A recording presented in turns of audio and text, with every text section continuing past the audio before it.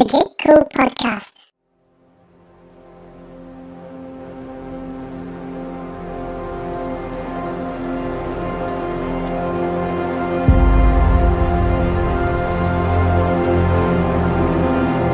I did not start this war.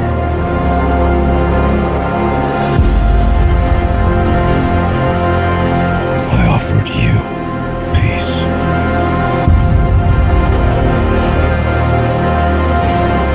I showed you mercy. But now you're here to finish us off for good.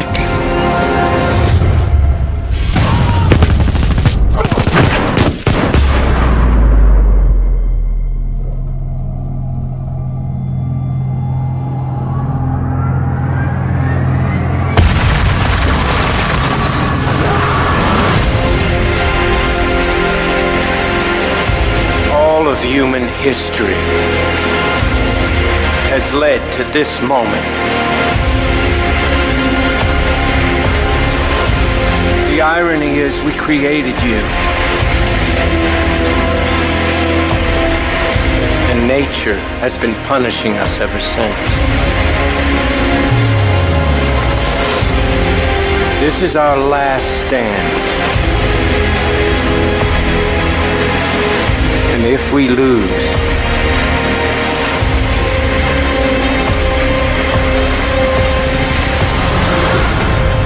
it will be a planet of apes.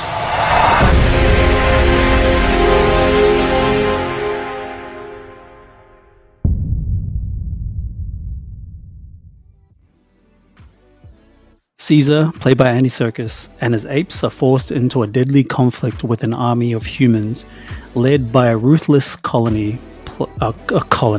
colonel played by Woody Harrelson. After the apes suffering unimaginable losses, Caesar wrestles with his darker instincts and begins his own mythic quest to avenge his kind. As the journey finally brings them face to face, Caesar and the colonel are pitted against each other in an epic battle that will determine the fate of both of their species and the future of the planet.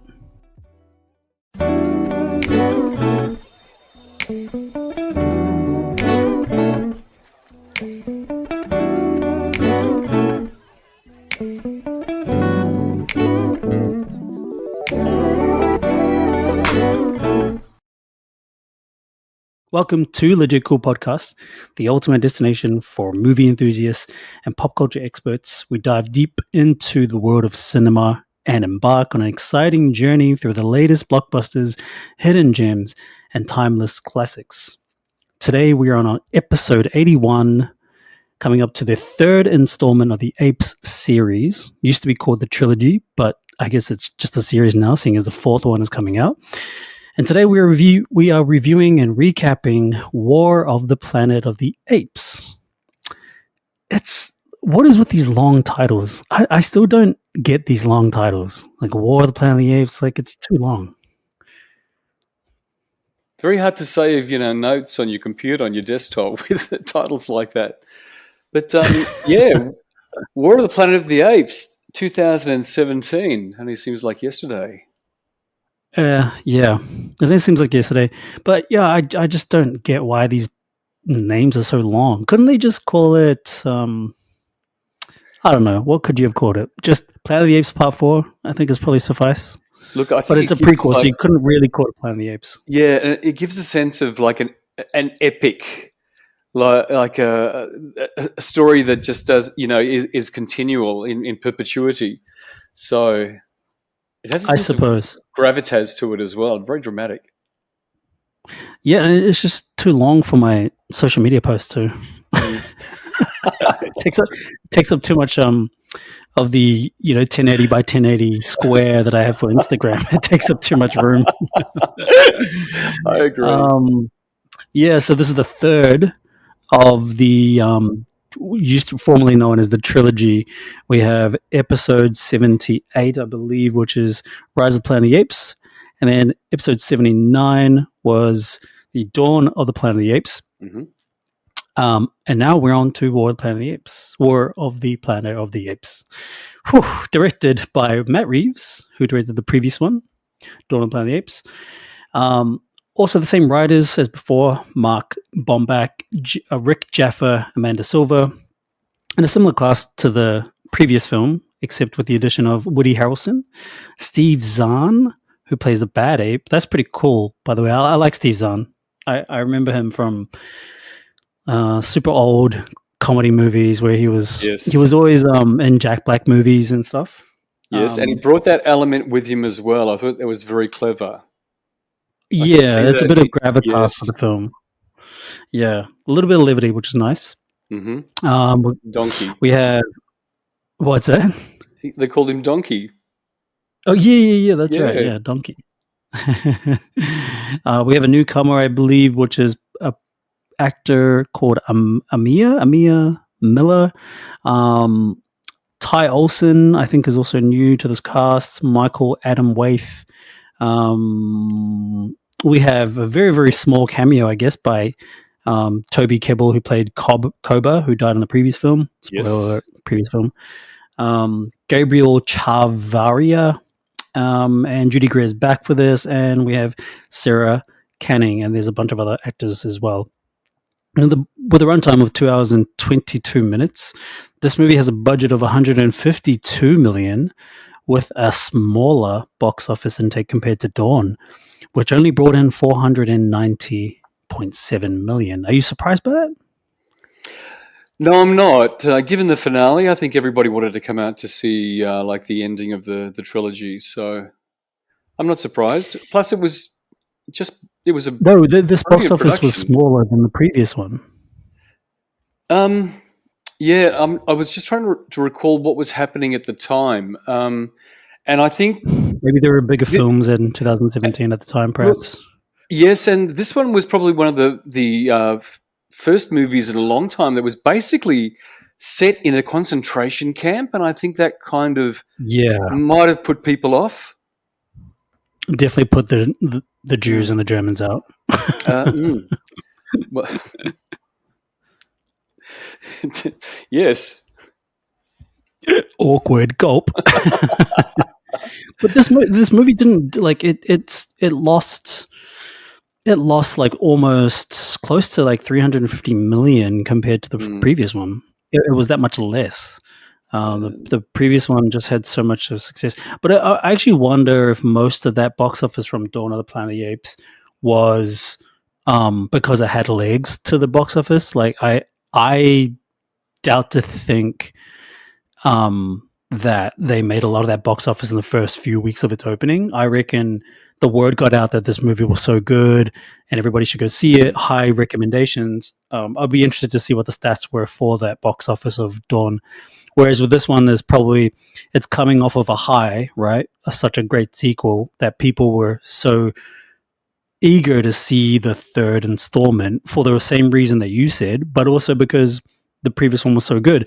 And then it probably didn't last very long with the first group of people that went and saw this film and probably, I'm assuming, didn't recommend it as much as Dawn, hence why, that could be the reflection of the box office.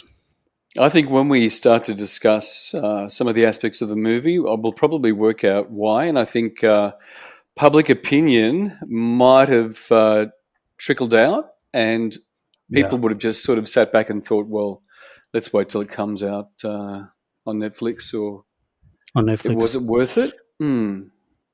That's the question. Was it worth it?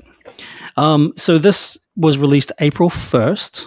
It's April Fool's Day. 2017.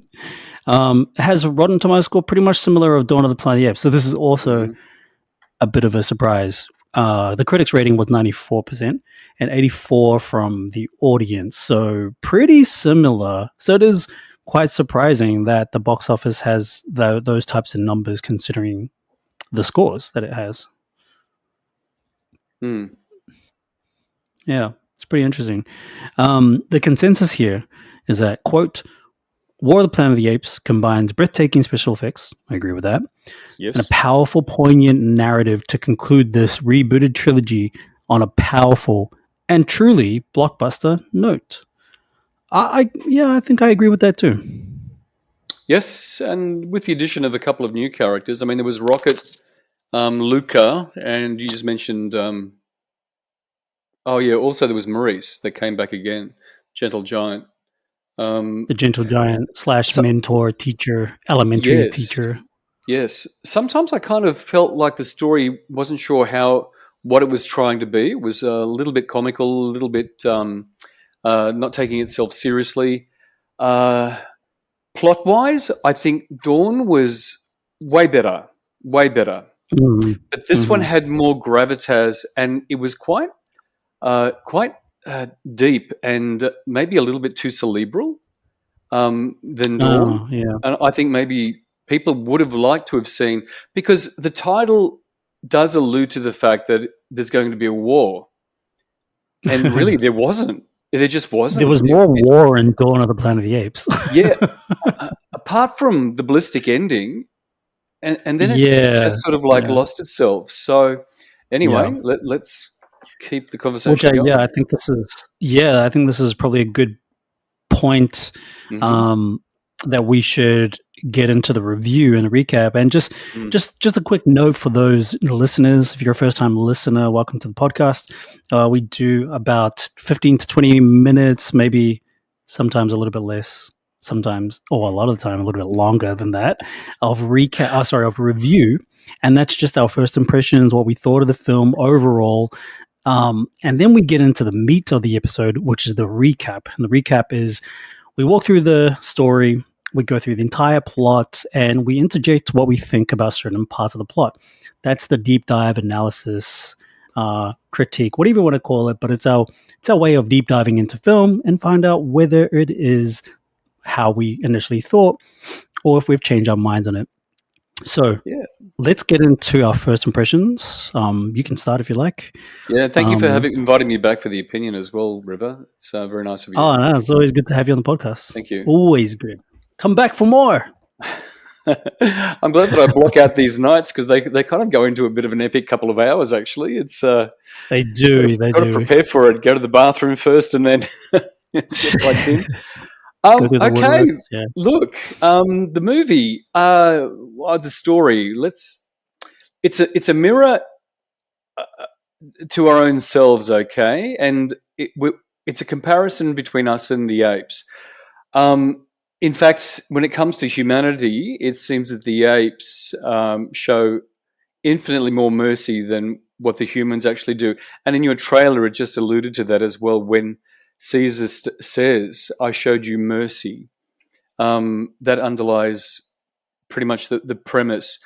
Now, this is also a movie that there's not a lot of dialogue in this, and most of the apes still sign as well. The memorable sort of lines actually occur during that conversation dump with Woody Harrelson, which kind of, there was a lot of content just in that small time. But apart from that, Michael Giacchino's score is quite phenomenal in this, and I think you'll agree with me with that. The CGI and the VFX are just jaw-dropping. Like, the apes have never been more expressive than in this movie. As I mentioned, they still sign, but Caesar's diction actually has even advanced from the previous movie as well. So I don't know if that was kind of like the evolutionary process of his genes being altered, or his intelligence sort of growing. But there's a comment actually made by the Colonel saying, "My God, look at your eyes; they're almost human." So they're trying to frame subconsciously, and that's exactly how I felt. I felt the apes were actually just another part of humanity on this earth. Interesting. But Caesar was plagued by visions of his former friend throughout all of this, and he's frequently in a despair or in a very depressed state, and he can't set those grievances behind, because in every contemplation he revisits that scenario and his losses. Yeah. You made good points, actually. some points that I probably wouldn't even think of myself for my own review. But yeah, is that what Okay, you have to but say? no, yeah, sorry, but I mean, he has got like a conscience, and that's helped along by what we were saying, Maurice and Rocket, and also the innocence of the little girl that they come across later in the story. Yeah. What did you like? Just real quick. Mhm. What did you think about the little girl being a part of the story as like a surrogate child or daughter? I don't know. It can't. I'm not sure that innocence that she portrayed. I mean, she was quite unconditional.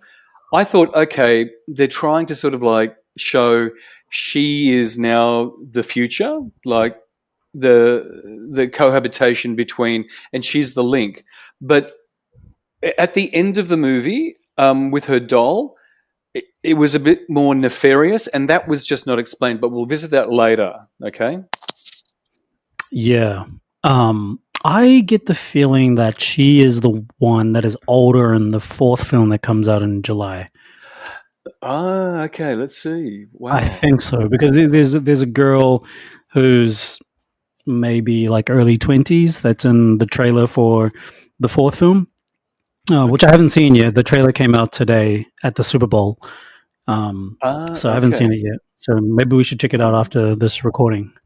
Okay. It's interesting that we're looking at that because it is still a story as much as it is about men. It's also about apes. So Yeah, yeah. yeah. Okay. Her name's that's Amia Miller. I mean, yep.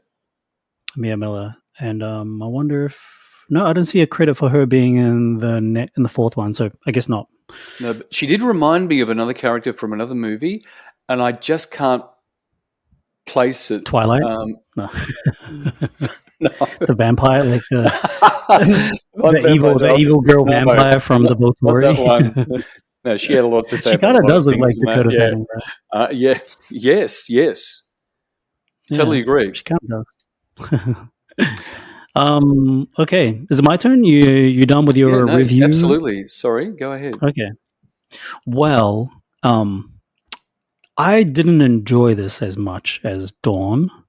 Hmm. I think I like it a lot more than the first one, but the first one had like a lot of structural issues. It had a lot of writing issues, pacing, some weird time jumps, and lots of Mm. gaps in the whole story. So it's probably not the best comparison between the two. So I I sort of immediately think that this one is much better because it does all those things that the first one doesn't do very well at. Yes. Better, but we're just talking about film standards here, really, and we're not necessarily talking about whether there's good credit to be given to the storytelling and the way the characters are portrayed, which is what makes a film stand out by everything else, right? I want to start off the positives. So positives is Michael Giacchino, like you said, Michael Giacchino, amazing, awesome score, and I think he elevated his quality a little bit more for this, and I think he's added a few more interesting motifs that make it unique to this film, and you don't Yes. quite hear it in other films too. So I think he's really stepped up his game with this one. Um, I'm not sure if I like Woody Harrelson as a character. Well, I mean, sorry, the Colonel. I don't know if I. I don't know. I don't know if I buy it. I think the reason why I don't buy it is because I'm not convinced on his motivation. You know, like Hmm. as an antagonist, I struggle to identify what his motivation is. I get like it's the same kind of motivation that the previous characters had in Dawn of the Planet of the Apes, which is them trying to obviously create a future and sustainability for human beings. But um, I just think his character tried to overact to Hmm. compensate for a lack of motivation and a vision for what he really wanted. Um, yeah, I agree and with like you. I You know, think they didn't something is even there, give but it's his just kind of vague. right. But they didn't even give his character a name. They Yeah, just they called just him decided Colonel. to call him Colonel, and like I don't mind that, but the challenge that you present yourself as a filmmaker Uh, is that you then need to create very deep layers and show that the character has a sense of purpose. So then that can be the focus, and less about this ominous and obscure mystery of a character that still remains as a mystery by the end of the film. So right. Okay. yeah, that's Yes, kind of the I challenge. totally agree with you. I like Woody Harrelson as an actor. This didn't Yeah, I fit, agree. I'm the same. I'm the same. and they tried to. It didn't occur to me when I first actually saw the movie, but when I saw some of the graffiti on his wall, alluding Yeah. to apocalypse now, and then I thought Mhm. that's exactly what they tried to model him after, the Marlon Brando. And there were a couple of scenes, Yeah. apart from the fight of the Valkyries, orchestral theme in the background that was borrowed Mm. direct from the movie. But the moment Marlon Brando is shaving his head, if you have you ever seen Apocalypse Now? Back then, it was an epic. I have, yeah, yeah, yeah, Looking yeah. at A okay, long time ago, though. I don't have a and very good memory of it. no, understand. Yeah, the Ride of the Valkyries was the actual score that they duplicated, but Right. also his head shaving and the way his looks, behavior, it was almost kind of identical. But for a movie that, like, it was about conflict, morality, identity, and the boundaries of humanity, I didn't get a chance to see that in Woody. And what we did, we got way too late because there was that monologue dump at the end, which kind of Yeah. explained, like in 5 minutes, okay, this is why we're here. But I'd still like to understand also why you're building a wall. Mhm. What was the reason for that? That was never explained Yeah. either. But anyway, Yeah. Woody, yeah, not the best casting there, I'm afraid. Yeah. Yeah, I mean, I like Woody Harrelson too. I like the energy that he brings to any film and any role. He's always quite committed to his role, and I think he does a good job most of the time when he's on screen. Um, Hmm. but like for this character, it's just the character's so flat, one dimensional, and pretty boring. And when they're having the battles at the end, and then the monologue dump at the end, uh, I just don't care, you know? Yeah. Whereas the previous one, I cared about every strand of the lines delivered by all the characters, and I cared about the motivation on each side. You know, you understood the desperation from the humans, and then you understood the protective nature and the protective force that the apes were going through. Those were really, really believable because they took their time in developing those on screen. So whereas with this, it's Yes. like you set yourself up for a war, and the beginning is treading, I guess, like pretty efficiently in trying to get to that point of war. But then by the time we even get to the war, it's such a small scale war. Like it's not very Yes. big. um Dawn of the Planet of the Apes like felt bigger, even though it was contained in that like Mm. small part of the city. But for some reason, the scale felt a lot bigger and more more action packed compared to Yes. War of the Planet of the Apes. Yeah. Yes. So yeah, I'm not sure if I really like this movie much. But I think maybe when we go for the recap, it'll be able to unfold certain things that I'm maybe questioning or just be on sure. the fence about. Yeah, of But I course. do love the cinematography. Cinematography, shout out to Michael Saracen, same cinematographer from the previous one. He's a Kiwi, by Mhm. the way. So nice little credit and salute to my fellow Kiwi, Michael Saracen. He's a great cinematographer. Yeah, Michael Giacchino music, and then yeah, yeah. I mean, have to give massive credit to the visual effects team, Weta Digital. Another another big moment of, or like point of recognition for my country, New Zealand, Weta Digital and Michael Saracen. So shout out to those guys. But yeah, other than that, like I have nothing much else to say. I don't agree with the scores. Yeah, the 94% and the Mm. 84%. I don't agree with those. I think it sits somewhere between like 50 and 70, somewhere there. I'd probably be happy and comfortable to give it maybe a 71 or 72, but I don't think it's like a 90 because a 90 is like the standard for high quality apes films, which is in the form of the Dawn of the Planet of the Apes. So yeah, that's where I'm sitting at the moment. Okay, I'm glad we're seeing sort of eye to eye on this because I thought I was going to let you down and by not talking it up as good as what I was hoping or originally thought it was going to be. But going back to Woody, I think his character carried a lot of responsibilities given the fact that there weren't very many humans in this movie at all. Right, yeah, And that's true. that's what also got lost in there. His development was, well, there was none. Yeah. Yeah, pretty much.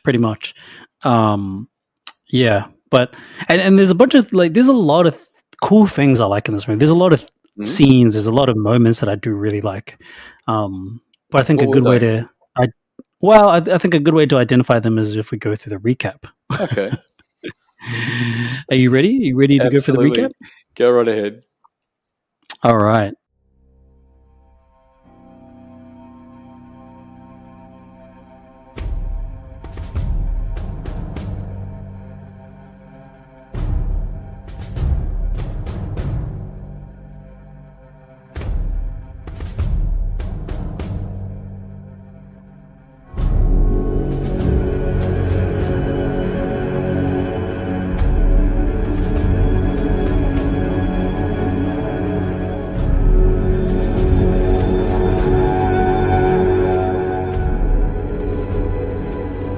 So we begin after the US military was called to fight off an increasingly intelligent and dangerous tribe of apes. The Apes clan, led by the chimpanzee Caesar, are attacked in the woods by a rogue paramilitary faction known as Alpha Omega. Led by a ruthless colonel, Alpha Omega also has in its service apes they call donkeys, who previously followed Koba, treacherous bonobo who led a failed coup against Caesar. During the attack, Alpha Omega militants are met by heavy ape resistance, and several soldiers, including the gorilla Red, are captured by the apes. Caesar arrives and orders the 4 human soldiers to be released, with a message to the colonel that he did not start the war, and that he desires peace between the humans and apes. Caesar orders that Red is to be imprisoned for his crimes.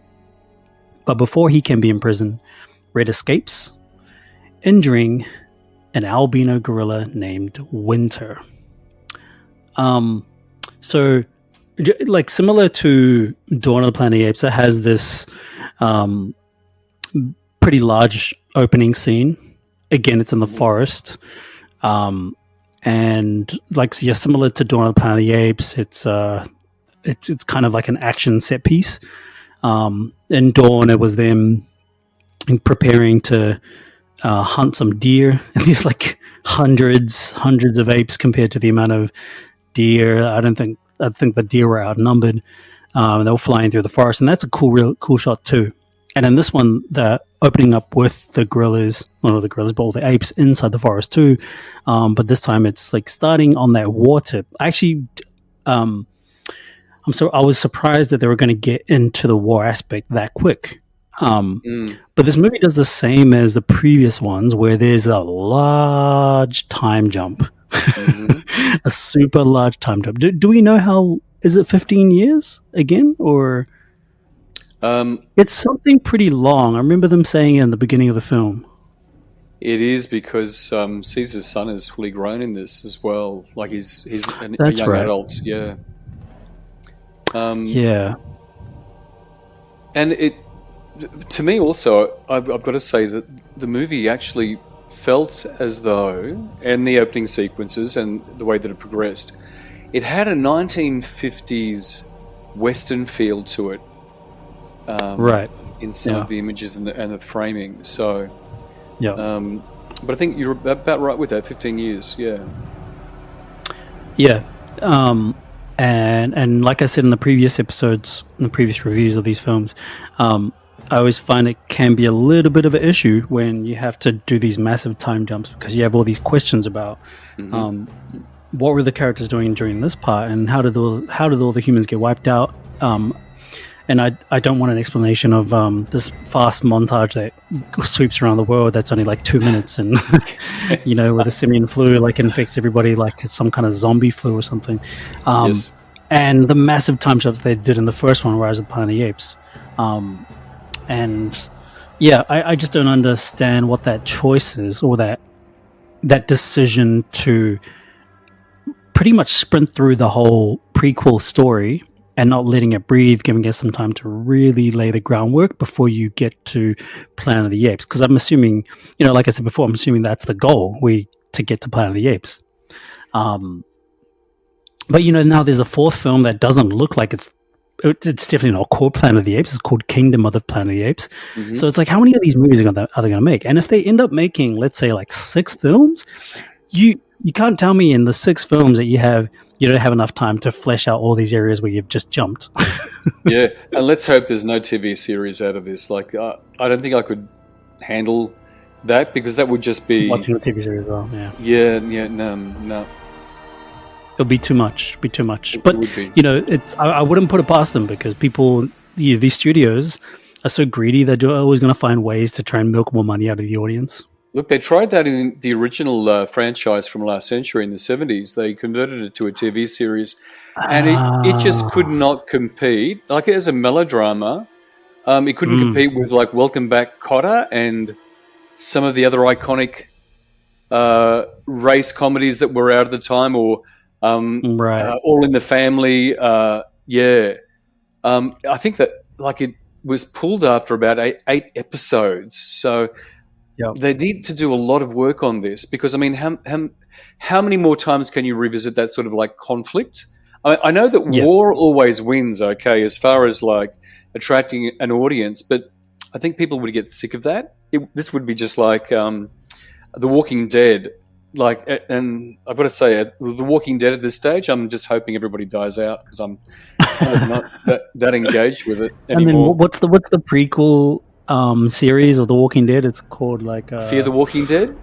Fear the Walking Dead, yeah. Right, and then there's another one as well that's coming out. I saw an advertisement for it. Like another prequel Paris or something. Yeah, set in Paris, yeah.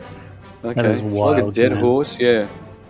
Yeah, well, they're going to beat another dead horse with the Apes trilogy. Considering that they've already tried it in the 70s, this kind of gives me more reason to believe that they could try it again.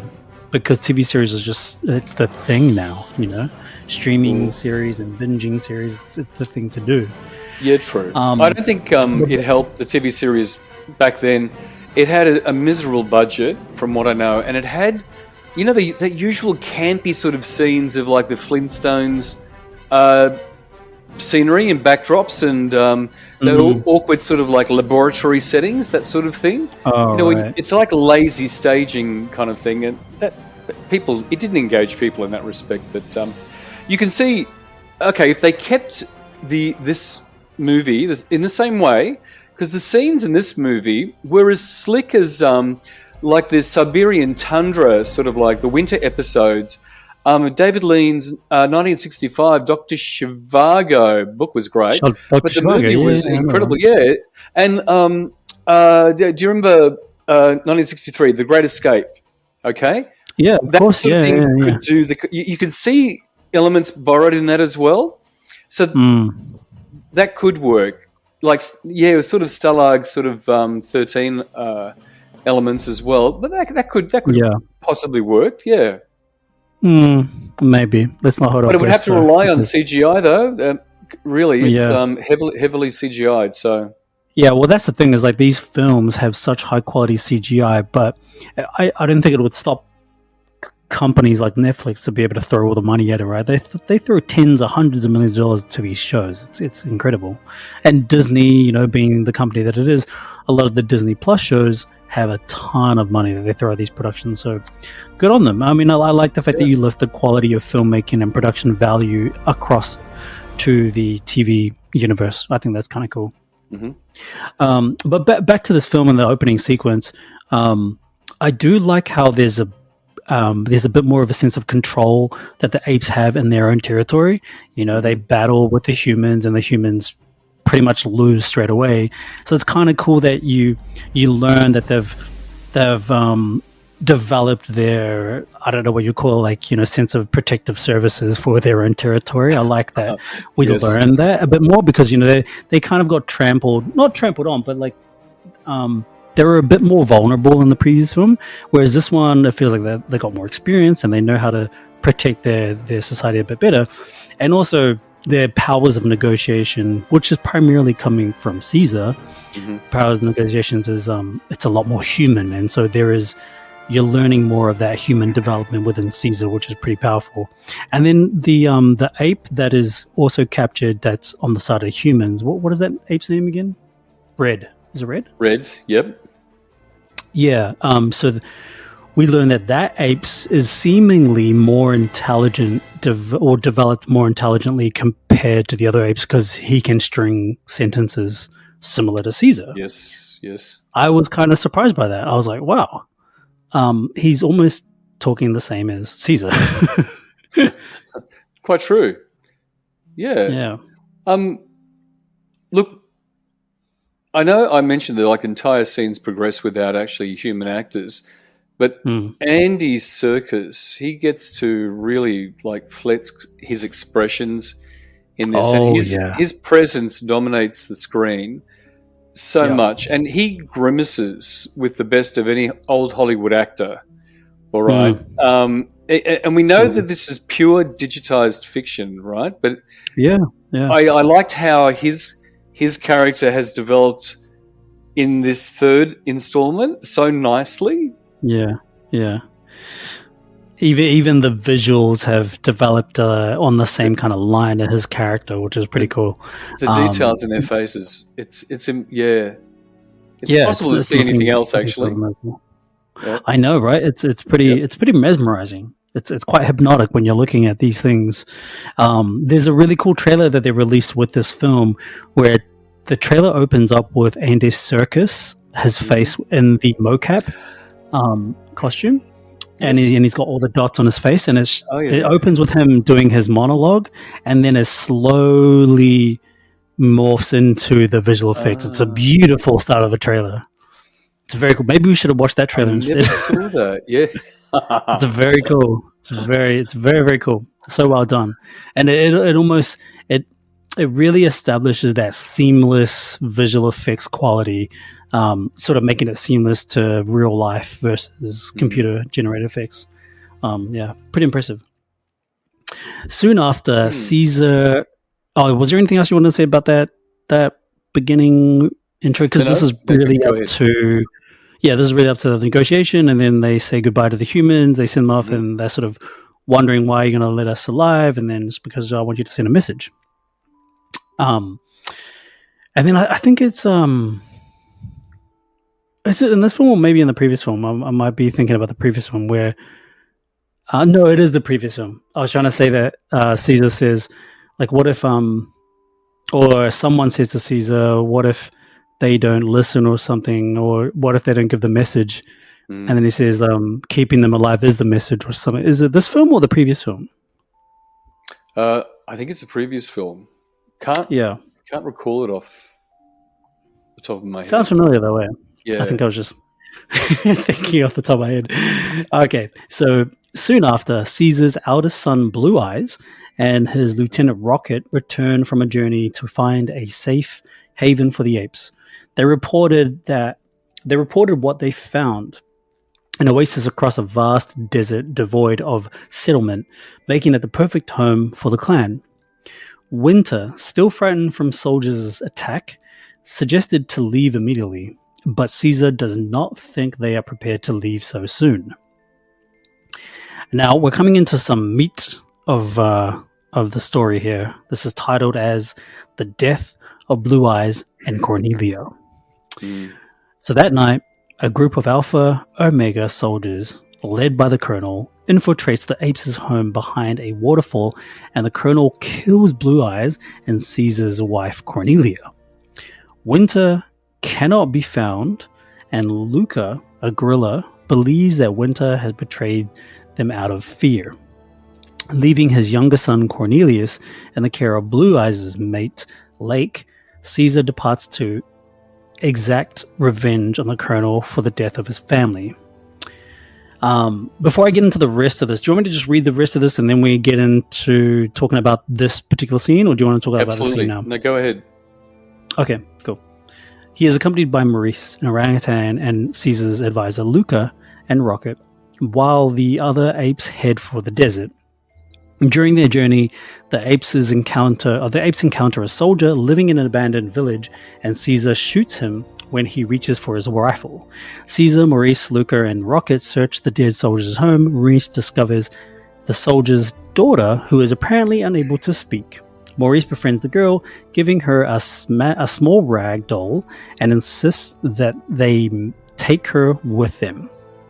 Okay, so we went from a really, really big important scene of the film, or important part to the plot, and we jumped pretty quickly into the next part, which is finding the girl that's abandoned, and the girl becomes an orphan pretty quick because the apes turn her into an orphan. But let's talk about the scene where they get attacked in the waterfall. They got this new home that's behind a waterfall. They get attacked in the middle of the night by the Alpha Omega soldiers, and everything is all panic, chaos, and there's some really, really heartbreaking things that happen to the family, primarily Caesar's family. What are your thoughts on this scene? Quite nicely done. And that was the visual we had of Woody Harrelson as well, turning into face Caesar. Yeah, I like that. I really like that. Sort of almost like villainous Darth Vader entrance. Where you see his face like come through the waterfall. That's pretty cool. One of his best scenes, and I thought that strength was going to continue for him, and it did not. Even at the end, and I've got stuff to say about that later as well. But plot-wise, that was clever. Look, if you can believe like a death of an ape can make you cry, this was pretty much it. That was incredibly well presented, I thought. Yeah, I agree. I think the death was well presented. I mean, it was just really, really good heavy lifting acting from Andy Serkis as well. You could feel Caesar's despair there, then, and later watching his fellow apes being tortured. That despair, that first despair was, I really felt that. Yeah, the despair, the emotion and stuff is there. What I was actually hoping though is that this scene is going to mean more when it gets to the end of the film, and they're going to sort of wrap around to this, and so his moment of redemption for his character and his growth. I was hoping for a redemptive arc to his character. He goes evil, yes. I mean, kind of doesn't turn evil, but then he has a moment where there is some kind of revenge, or revenge is a pretty powerful word, and it's not like I'm trying to advocate for any immoralities here, but I'm trying to say that for his character, it would have been awesome for him to go through that redemptive arc. So then the death of his family is so much more meaningful by the time we get to the end, but there isn't really any of that when we get to the end. So I was just kind of hoping for that. I had an expectation that Caesar was going to pursue revenge, and I thought that was going to build on it. But you know what? It when it did actually happen, it was presented with amazing restraint as well. Which again, we come back to the story about the apes being more human and being more merciful than the humans themselves. That's right. It's that acknowledgement of the character is growing more and more like a human, which is pretty cool. It's what I guess is what I kind of expect for the journey of the character.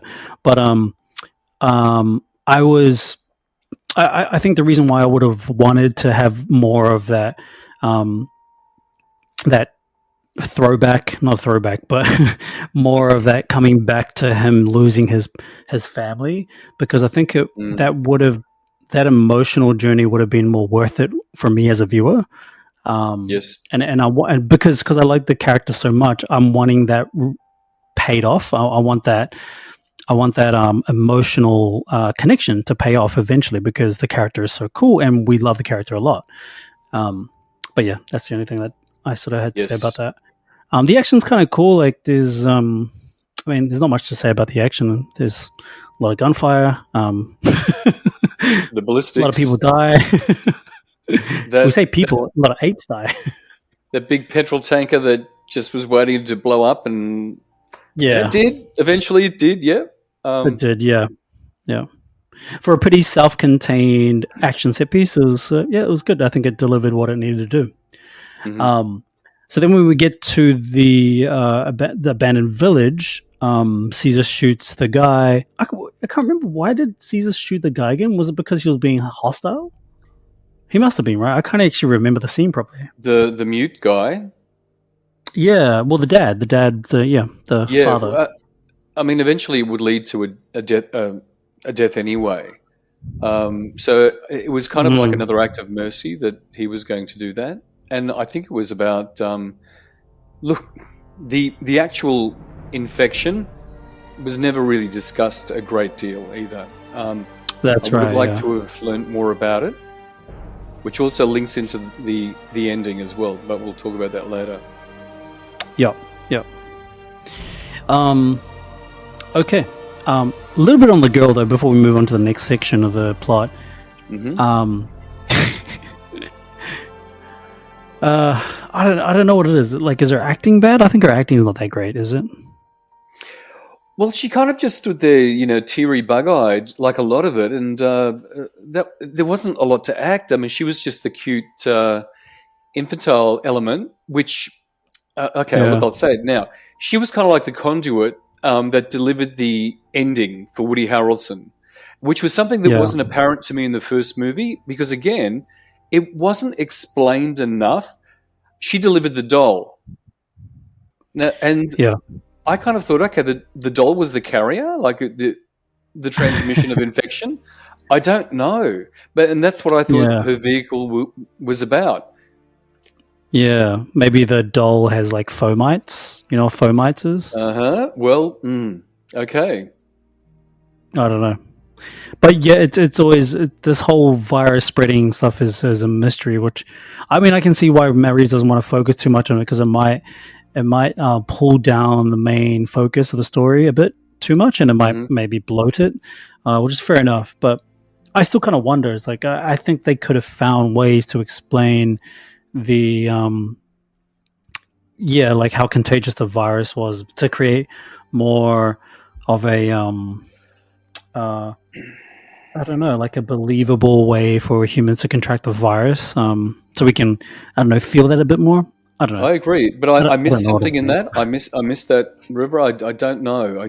There was something absent in that. It just wasn't. The story wasn't told anywhere near as good as what it should have been. Really. Yeah, for sure. All right, on to the next part of the plot. Caesar's group. This is titled "Caesar's Group Meet Bad Ape in Their Travel." Along the way, Caesar's party encounters Winter in an Alpha Omega camp on the beach, where he volunteered to become, quote, donkey, unquote, in return for sparing his life. He tells Caesar's group that the colonel has departed for a location referred to as the border. Winter tries to call out to the Alpha Omega soldiers to save him, but Caesar and the others held him down to keep him quiet, leading to Caesar inadvertently killing him. When they're having this like rustle or this like kerfuffle inside the tent, I'm like, okay, come on, guys. These guys are gorillas. No way these guys are that quiet. There's no way that like gorillas and apes are just performing ninja like assignments inside this tent. I thought it was quite infantile. That it just didn't work with me. Really, no. Yeah, I'm the same. Nothing wrong with the choreography. Nothing wrong with the action choreography. It's just I didn't get it. Like it's more of a nitpick. I don't want to pull this scene apart too much, but it kind of threw me to the side a little bit. I was like, what? How are they having this big rumble in the tent and no one can hear them? And like they're gorillas at the same time, and you cannot tell me it's like no, but they're developing as humans. Yeah, but that doesn't change their size. It doesn't automatically give them like the same density as a human being. These guys are like 10 times the height and the weight of human beings. But they took the entire primal element right out of that scene. Again, it was kind of, you're going to put your palm over a gorilla's mouth and that's going to sort of like muffle him? Come on, yeah. I know, right? Bit odd. A little bit odd. But anyway, where was I? I lost where. Well, no, hear him. Caesar begins to worry that he is becoming like Koba by killing apes and seeking revenge. While following the soldiers to the border, they discover some soldiers shot and left for dead. Their examination of a dying soldier reveals that he, like the girl, can't speak. Later, the group meets... Wait, I just totally skipped a line, sorry. Later, the group meets Bad Ape, an evolved chimpanzee hermit who lived in the Sierra Zoo before the simian flu pandemic. Bad Ape reveals that Alpha Omega are encamped at the border and hesitantly agrees to lead them there. Is there any more that you want to touch up on this particular scene? No, because it gets us into the next scenes where again we go into Caesar's despair and another moment of acting.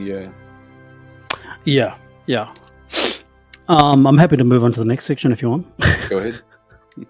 All right. Caesar captured. Dun dun dun. When the group arrives at the border, they see hundreds of apes held captive inside a former quarantine facility. While getting closer look, Luca is killed protecting Caesar from an AO patrol, angering Caesar and causing him to proceed alone. Caesar discovers the rest of his ape clan and has been captured and are being forced to build a wall with no food or water. He is captured by Red. Later, the colonel reveals to Caesar that the simian flu virus has mutated and now causes human carriers who survived the original strain to devolve, becoming mute and regressing to a primal state. Caesar... I thought just jumped in my head as well. Is this also a bit of a acknowledgement to the first Planet of the Apes film where what's his face? I keep forgetting his name. Cornelius, the original. No, hero. The main human guy. I keep forgetting his name. Oh, Taylor, Charlton Heston. Charlton Heston. Or Anthony Francis where he's mute in the first one? Yeah, where he's injured. Yeah, that okay. Yes, now that could be like a bit of like poetic license with that. Yeah, okay. I could see they could have borrowed that. Yes.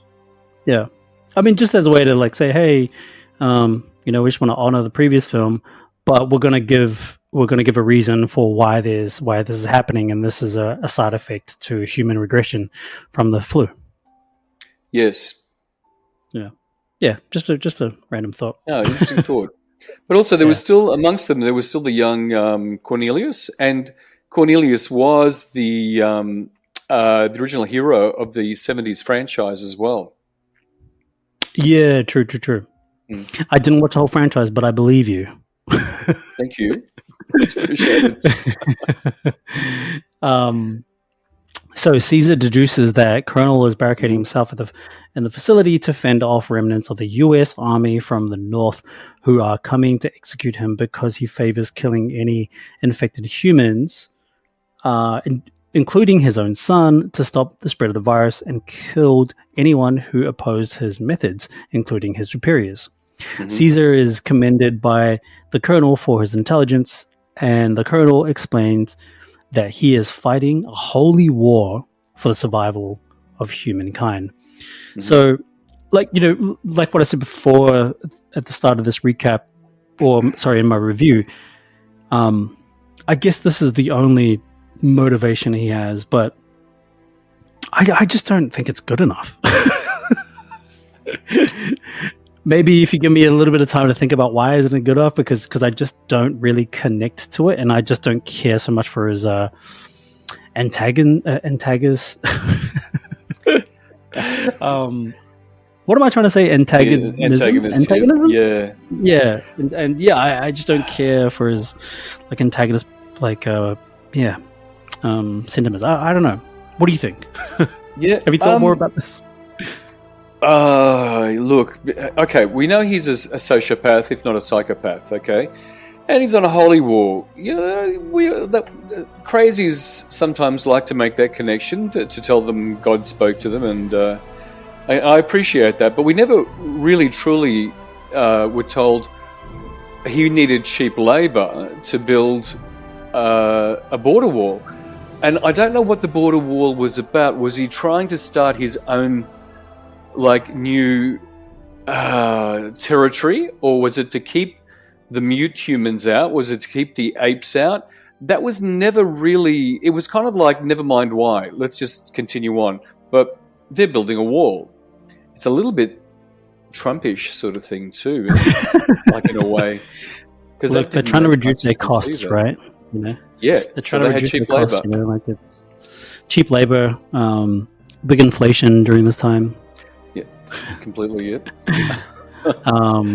But yeah, I mean, it's not necessarily like yeah, I mean, like this wall thing and this whole facility or faction, what you want to call it, where they're keeping people, and it's probably trying to be that next bridge to what a brighter society for human beings is going to be. So it's temporal. Sure. But where does the war lead to? I have no idea, because I don't even think that's going to be in the fourth one. I'm hoping not, because that would be awkward. But I'm guessing that they had to set up the story at this point to make the apes vulnerable again, and they are treated like slaves. I mean, of course, okay, they're building the border wall, and they very much the status is fairly unambiguous from the get-go. Okay, the movie wants you to feel the weight of the slavery, and there was a couple of moments there that I had two other movies that came to me in the beating and the whipping scene, and this is pretty audacious when it comes to this, to kind of like wedge this element, but they really wanted the pity element to come right into it. Do you remember Michael Fassbender, 12 Years a Slave, and the whipping scene? Yeah. And that was just horrifying. And we had the same happening here in this movie. There was also, that was 2013, but there was also Denzel Washington in the movie Glory, same thing. And that was an Oscar-winning performance. And you felt every lash. And I think that's what they were trying to incorporate here, so that you actually we just shifted away from these vulnerable humans to hate them again now, thanks to the Colonel, the Woody Harrelson character. So, yeah, I don't know why Reeves did that. It was kind of deliberate, but I thought it was, okay, all right. I'll wear that, but anyway. Yeah. It's, come to think of, I have a bit of a problem with some of these titles for the films. This movie probably should have been called, Concentration Camp of the Planet of the Apes. Yeah. Oh, it might have been a bit of fitting for it, because the film doesn't, it's anything but a war film. I don't know. I think the, it just doesn't make any, doesn't really make any sense to me. Okay.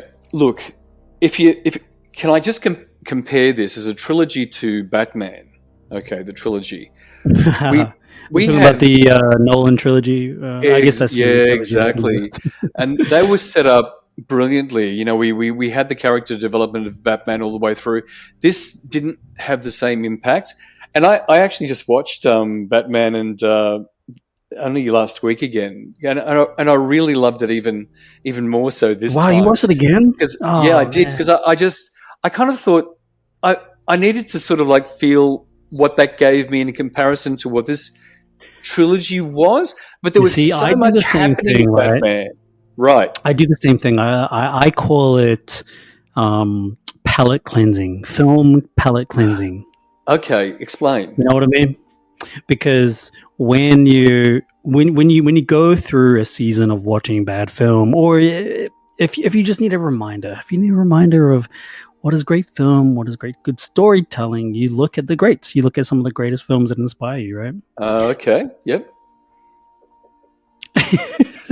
And Batman was great in Yeah, comparison. Batman is And that. Yeah. all right, okay, I'll talk about it here. Frankly, in this movie, not much actually happened. When you look, there wasn't a lot that happened. River, if you ask me what the best moments were, okay, the close-up view of three apes filling that massive screen, and where you couldn't see anything else, that was brilliant. That was great. I love that. Yeah, it's pretty cool. I mean, this like when you say that, I want to mention there's some significant like shots in here. Some of the best shots on the whole franchise.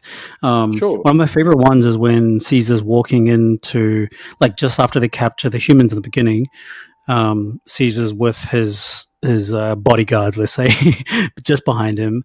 And there's this nice like focus pull on Caesar's face. It's sort of like it's a close up, but not an extreme close up. So like head, like from shoulders to the head. Yes. And slowly moving backwards, and then it gets into where they're holding the humans captive. That's such a nice shot. Like there's so many of those types of shots. It's beautiful, and it's just like, you know. And there's a lot of these types of shots like littered throughout the film, and even in the third act, like the final, like the big finale, that's a little bit underwhelming. There's some cool shots in here, some really really cool worth it shots.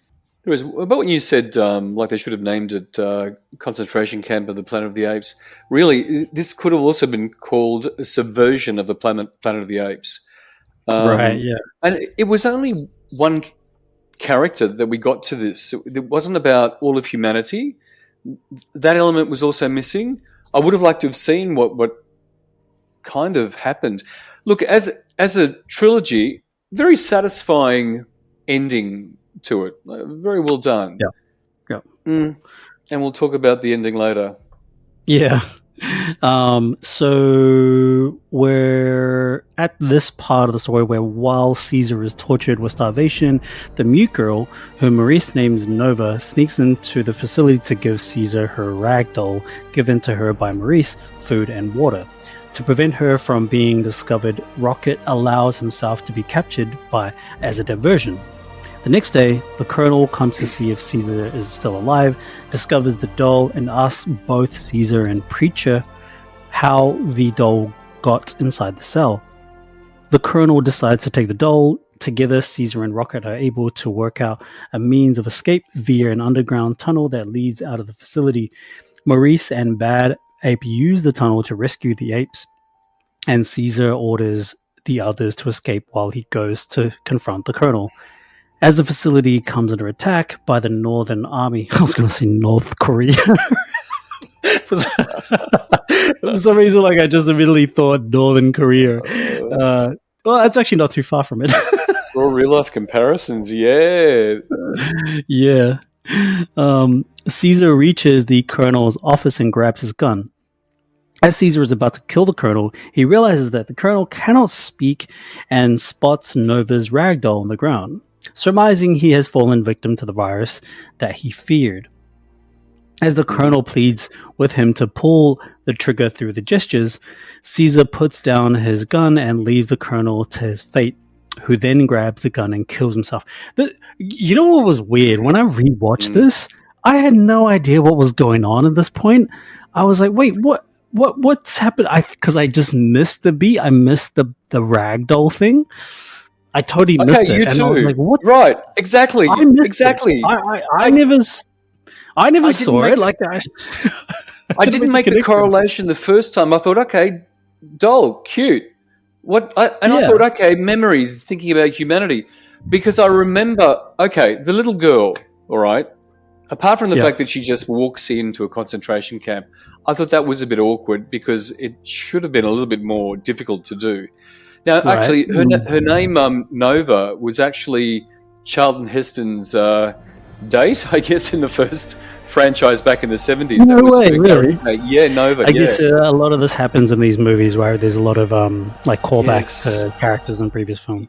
Very much so. And there was the discovery of a doll in the caves in the 1970s, first epic movie. And I actually thought that the doll was meant to be a representation of that moment as well, like that Right. humanity. But then I thought maybe it was like that covert plutonium pellet sort of thing that Russian spies used, like carried the virus in, and I thought maybe that's what they were trying to allude to, and I didn't get it. Yeah. I kind of like it was carrying the virus, but maybe it did. But don't forget, this happened at the moment after Woody Harrelson's total character development, which was shoehorned into the scene where he decides to bring Caesar into the office and spill his guts to him, seemingly for no reason, right? He didn't have to explain why he was doing this. But then we realized, okay, the guy also had a bit of a hard time, with his family being, killed and whatever. And we saw that with examining the photo and whatever, but even that wasn't enough to convince me. And again, I'm the Woody same. was not convincing and up until that moment there. So... Yeah, it's all really smashed and like in that monologue, and the interaction with Caesar, and it just kind of falls flat. Like it doesn't work because there isn't enough legwork to put into developing that character. Oh God, you know what else didn't work? Yeah, go ahead. The absolute lackluster death of Harrelson.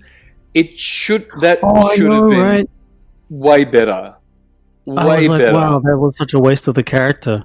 Even though the Wasn't it? character was like pretty underdeveloped, but it was such a waste. It should have been I was epic, like a grand that finale, death sort should of have been like. different.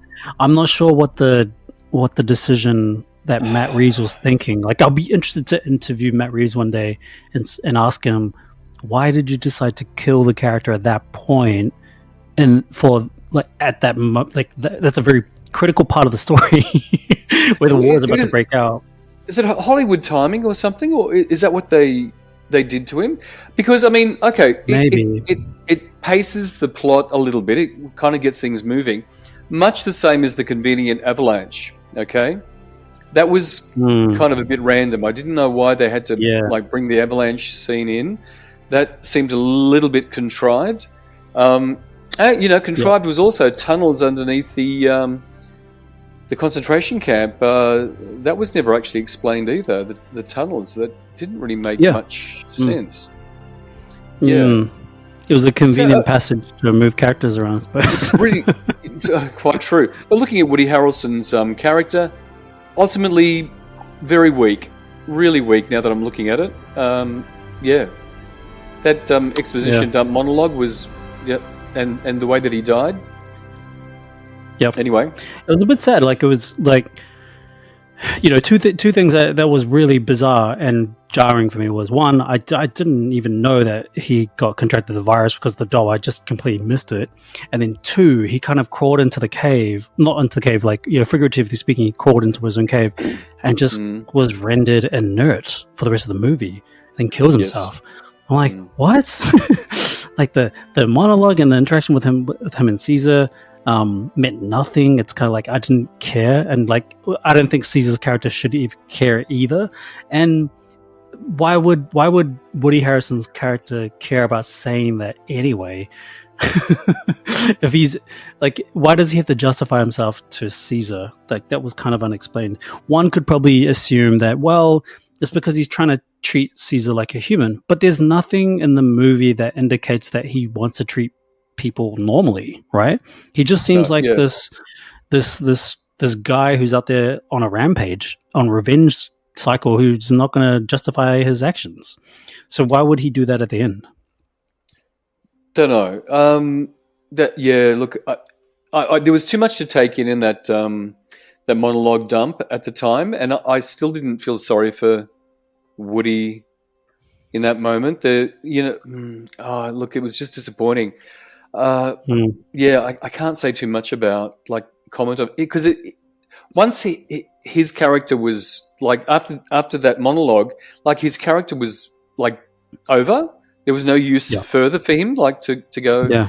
So he was just provided like a way out, which was a pistol. Yep. Exactly. And he was a painfully weak character at the end. He didn't deserve that anyway. I don't think he deserved. It was like character assassination, literally. Oh yeah. And then we went into the ballistic scene at the end to bring the actual pace up again. Yep, that's right. Yeah. So we'll move into coming into the last parts of this plot. During the battle between Alpha Omega and the Northern Army, North Korea, the escaping apes come under fire from Alpha Omega. Caesar attempts to attack Alpha Omega from behind, but is shot with a crossbow by Preacher, one of the Alpha Omega militants he had previously set free. Red saves Caesar's life by killing Preacher with a grenade launcher, but is executed by an Alpha Omega superior as result. Caesar blows up the facility's fuel supplies, causing a cascading explosion, wiping out Alpha Omega and allowing the Northern Army to win the battle. However, the explosion triggers an avalanche, burying the base and the army. Caesar and the apes, with Nova, survive by climbing nearby trees. Coming into this last part, titled as Caesar Dies While Knowing the Apes Will Live Free. The remaining apes and Nova resumed their journey across the desert and finally reached the oasis. While the other apes joyously celebrate their new home, Maurice discovers Caesar's wound. Maurice then speaks, telling Caesar that Cornelius will know what his father believed in and did to protect the apes. Caesar slowly and silently succumbed to his wound, and Maurice mourned his passing, watching over the other apes. And that is the end of the plot for War of the Planet of the Apes.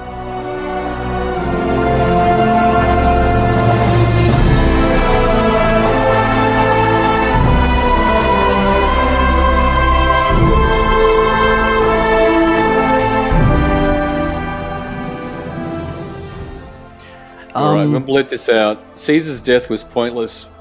I did not like that either.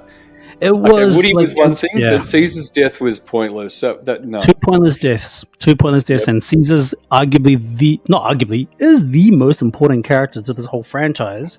Completely, he was the Moses character, the Christ character, and it should have been better. It should have been so much better, and it didn't. And it was,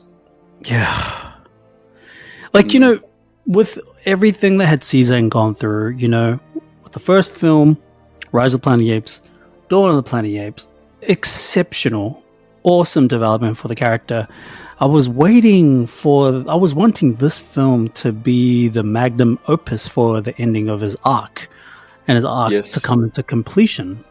Albeit that the arc isn't perfect because the first film doesn't quite nail it for an introduction to his character, but you can still give him a great ending and a great finish to his arc, and it's just kind of it's done in a way that's it's not very momentous, and it's not really impactful. He has a wound because it was collateral damage or something, and it had this was the moment where Woody and Caesar needed to end things and their lives. Basically, it should have been a Darth Vader, Luke Skywalker moment, an epic stoush, and it didn't. Both of the characters didn't deserve that. What a shame. You know what I was thinking too while we're going through this recap. I was thinking that what could have been the heart and the center of this story would have been focusing on the relationship between him and his son, right? This movie could have just been focused on that, and then the son goes through loss, and the son experiences significant loss, and we feel that because we're going on that same journey for them together, right? And then we get and they can do all the war stuff, they can do all the action set pieces stuff. You can still have Woody Harrelson in there, still have all those things, but the focal point is Caesar developing this really strong bond and relationship with his son, and maybe even showing him being a father, right? Because the thing that this franchise misses out on is him being a father. Like, it's all focused on him being the leader, and I know that's important, but I think this movie, this whole franchise, for that matter, would have benefited from really deep emotional gravitas if they had focused on those central things that us as humans, as viewers, would really connect to, which is those relationships. I think like the franchise would have been that much better, right? Like you wouldn't change anything other than focusing strongly on those relationships. So you can still be a leader, still lead the apes, and that emotional pull and that gravity that we feel is because there's loss that happens with the family, and then those other losses at the beginning of this film would mean more, and then the death of Caesar at the end is probably a lot more. You know, all these things, right? Am I crazy for thinking that? No. I'm not sure if this movie was just depressing, or if the letdown of the characters is the depressing part. But you're right. Caesar was a very, very solo and singular actor. Yeah. He only had like advisors, but there was no depth of character when it came to developing. Again, if this was a comparison about apes and humans and how the apes were more human, I would have expected like a reasonably adequate dive into him in the paternal aspect. Yeah. And I'm not saying 50s sitcom, house husband or whatever. And considering this movie was so much more dramatic and cerebral in its content, it should have been a little bit more intelligent as well in that. Yeah. In its development. What a shame. Yeah. Did we actually start out liking this movie? I'm not sure now. I mean, but this is the power, ladies and gentlemen. Listeners from all around the world. This is the power of this podcast, is that we go through this awesome thing known as a recap, which is when we walk through the story, we really pull the strands, and it keeps us honest as reviewers and as true movie lovers. It keeps us honest. But yeah, we did start off this review by liking it, but it sounds like we said more negative things than anything. Did you ever see the Muppets? Do you remember the Muppets on TV? The two old guys in the theater, the balcony, and they start off positive and they totally contrarian. That's exactly how I'm feeling at this point. Yeah, bit of a shame. Yeah, we're pretty much okay. But I'll still say satisfying ending to the trilogy, and that was great. I'm glad it's over. Yeah, it's not like it's I want to get this straight. It's like it's not like we're saying this is terrible. Like this is. It's just it's struggled a little bit. I think it struggled a little bit with getting things a little bit more coherent to the characters and where they would presumably end up, and how much connection we would have to those characters. So it just kind of falls a little bit short on that. Yeah, I think, and largely it's based around the Woody Harrelson character as well. If that had been developed the way that we would have liked it, I think it would have been carried a lot better. And we would have had a satisfying conclusion to both the characters if they spent some time looking at them from an eager audience's perspective. Because I was devouring that to start with. The grimaces, the looks, and the intention of the Woody Harrelson character at the start when we first were introduced to him, and knowing that he was mirroring Marlon Brando in Apocalypse Now in the first movies, it got my attention straight away. But I really need to watch that actually, because I saw it once, but I was so young when I saw it. Yeah. Martin Sheen in the movie Martin as well. Sheen. Yeah. Wow. That's a blast from the past, Martin Sheen. Yes, very talented guy. I can't really say the same for his son, to be honest. Like, I think Martin Sheen's awesome, but I think his son is okay. What do think you he think? disowned him. No, okay, with what? Pharmaceuticals? Yeah, I don't absolutely. Sure. 2.5. What's it called? 2.5 Men. He did well with that, didn't he? Yeah. And So Hot good. Shots. You can't forget Hot Shots. That was pretty funny. Quite true. Okay. I mean, I don't know if it's pretty. I mean, it was funny back in the day. I haven't seen it since I was a kid, so I don't know if it holds up again. Yeah, it would. I still like silly humor, so Okay, well, that was our review and recap for War of the Planet of the Apes. Let's come up with some consensus here. Well, consensus, not really. Let's. What is your conclusion for this, and what is your out of 10 review? alrighty. Brilliant technical movie. I adored the fact that like the technical aspect was so wonderfully developed in this, and I actually, as I mentioned before, I wanted to cry with a digitized ape. It was done so damn well. Yeah. But for all the things that we talked about, I'm going to have to like scale back my rating, and I feel pretty bad about this. To me, it was a TV movie, without doubt. I don't think it. I would have. Knowing the result, I would have preferred to have seen it at home on a large screen TV than going to a cinema.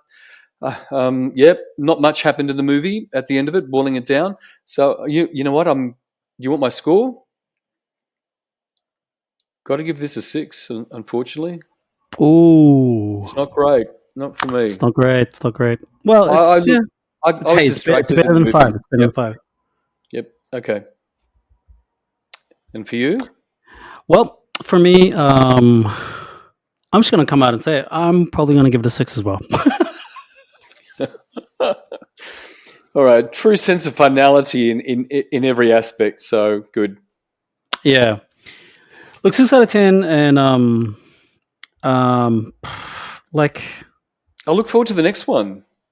yeah, you know what it is. It's you were saying this is more like a TV movie. This is like episode. This is like the filler episode of a TV series, of a good TV series. This is like episode 5 out of like 10 episodes. You know what I mean? There's like, you always have 2 episodes in between of a long series that is pretty good. But this one feels like a episode 4 or 5, like a filler. Yep. So yeah, I think 6 out of 10 is a fair score, I think. What did you guys think, listener from wherever you are in the world? Statistically speaking, it's mostly Australia and United States. But yeah, we're interested to what your thoughts on this. If you have any deeper dive thoughts on, did we miss out something? Are we wrong? Why are we wrong? Are we right? Why are we right? Because we're never wrong. No, that's not true. Yeah, hit us up in the comments. Hit us up in the DMs on Instagram. You can find all our handles in the description of this episode. Continue to hit the notification button. Not continue to hit just hit the notification button. If you haven't already, quote unquote, subscribe. It's not really a subscription, but you know what I mean. Hit that button so you know when the next episode drops. We do these episodes weekly deep dive reviews and recaps on movies. And the next big movie that we're going to be doing in the lineup, this was a request from, I cannot remember the person's name, sorry, but I'll remember when we do the episode. But, there was a request to do a Star Wars film, or let's just say a Star Wars story, Rogue One. And so we're going to be doing that very, very soon. And I think Rick is going to join us for that, aren't you, Rick? I'll try my best. Thank you. Yes, ladies and gentlemen, you heard it here, folks. He's gonna do it, and I promise you, I like this one. All right, because you know I do. Rogue One is freaking amazing, and I am so excited to rewatch it for this podcast review. I'm so excited to rewatch it. I just came across like what was it, like someone's review recently, like I think they just saw Rogue One, and I didn't listen to the whole review. The review was like 10 minutes. I think I listened to about 2 minutes of it, and I was resonating with everything that person was saying, and I was like, man, this guy, he knows what he's talking about, and yes, I cannot wait to watch that glorious movie again. Greatest Star Wars movie ever made. Take it to the bank. So, any last words, Rick, before we say goodbye to you? Thanks for giving me a chance to revisit these movies again. It was a pleasure. There we go. You're welcome. And it's a pleasure, as always, to have you on the podcast. And we will see you again for Rogue One. We'll see you again on the podcast. And to those of you who are listening, thank you again for joining in on the Legit Cool podcast. And we will see you. Not see you. I always keep saying see you. You can't see us. And we will hear you. No, that doesn't actually make sense either. We will see you again in the next podcast. Bye, everybody.